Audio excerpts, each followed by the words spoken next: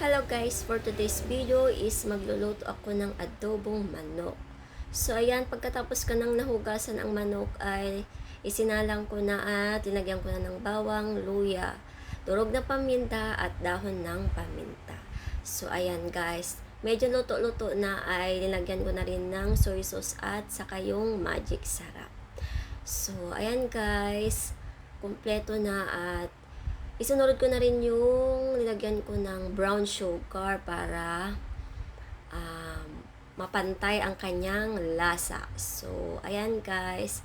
Dahil nating hintayin lang nating lumiit ang sabaw at saka natin lagyan ng suka. So, nalagyan ko na ng suka dyan na part at hindi pwede nating haluin baka magkalasang suka. So, ayan guys, lulutuin na lang natin. Tapos ay ilalagay ko na po sa aming lamesa at kami kakain na. So, ayan guys, at isusum ko lang para kayo'y magutom rin ng aking linutong adobong manok.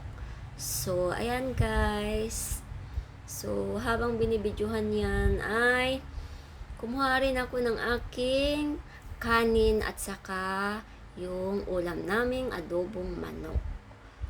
So, ayan guys, may kasama ako dyan na kumakain pero ayaw niya magpabidyohan, yung bunso kong anak. So, ayan guys, napakasarap ng aking linuto. So, nung kumain kami dyan ay halos yung may buto-buto na part ng manok. So, ay pasensya na po kayo sa aking tasang malaki. Yung tasang malaking yan ay halos yung 1 litrong Pepsi ay kasyang-kasya yan. So, ayan guys, balik tayo sa aking linuto. So, ayan guys, ay yung ulam namin dyan, lahat ng may buto ng part ng manok ay naubos namin. So, yung 1 kilo ay yung natira lang yung kanyang looban. Yung looban na tinatawag na dalem or batikuling. So, ayun lang guys ang natira. So, busog na talaga kami ng aking anak dyan. So, pagkatapos namin dyan na kumain, hindi ko na rin pinakita, yung nag-dessert kami. So, ayan guys, enjoy kaming kumain at nabusog kami.